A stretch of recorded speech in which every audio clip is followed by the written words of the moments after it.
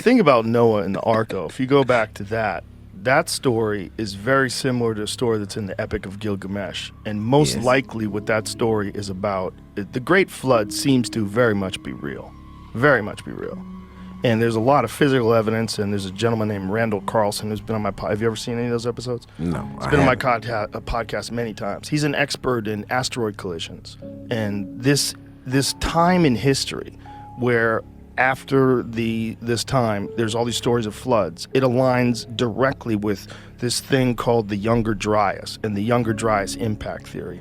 The Younger Dryas is a time period around 11,800 years ago where they think the Earth got hit by comets. And they think civilization got basically wiped out. And it makes sense. Because first of all, it makes sense physically. So sorry if people have heard this before. I beat this fucking horse to death. But there's a lot of evidence when they do core samples on the Earth. At that time period, there's a high level of iridium, which is very rare on Earth, but very common in space. And there's also nanodiamonds, which occur when there's an impact, when something hits. And this is all over the world.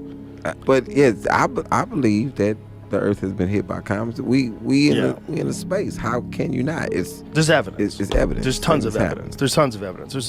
They found was it Greenland or Iceland, that massive impact that they found? The Earth's been hit so many times, man. It wasn't just the Yucatan one that killed the dinosaurs. It's been many times it's been hit. And in fact, this comet shower that we go through every year, 31 kilometer, 19 mile wide meteorite crater discovered under a kilometer of Greenland ice had long puzzled scientists.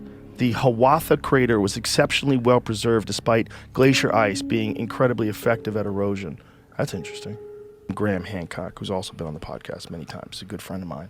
He has a documentary called Ancient Catastrophe. Is that it? It's not Apocalypse, right? Ancient Apocalypse. I always fuck those up. Ancient Apocalypse, that's on Netflix. It's amazing. And it's all talking about like these insane structures that people built in Africa, in Asia, all over the world, in Turkey. These insane structures that predate modern civilization. These are like 5,000 years before we think Mesopotamia emerged. Huge stone columns, huge structures that they know for sure were 11,000 years old. Yeah. The show's amazing. It's an amazing show. I think I watched this. It's really good. And it's, he only touches the surface because there's so many of these all over the world. And Egypt is the best example. The best example of it. Egypt is a fantastic example because there's stuff that's under the sand that's even older than the massive stuff that's above the sand. And the stuff under the sand that they find when they dig deeper, it's a totally different style of building. This is what the X-Clan used to rap about. Yeah. Yeah. And Poor Righteous Teachers, that whole brand Nubian. This is the pyramids and building of the stones and Egypt, the whole Egyptian culture, Timbuktu, the whole thing. So yeah, been around for a long time. That's the wild shit. The wild shit is that if it wasn't for those stones, if everybody lived like we live today in glass houses and shit, there'd be nothing left. There'd be nothing.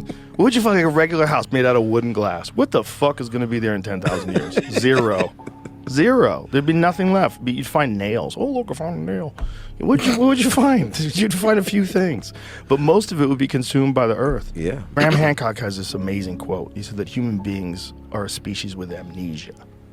Oh, yes, for sure. For sure. Oh, for sure. And I think the way we've gone today technologically with like phones and microphones and video cameras and shit, like we've gone into an electronic technology.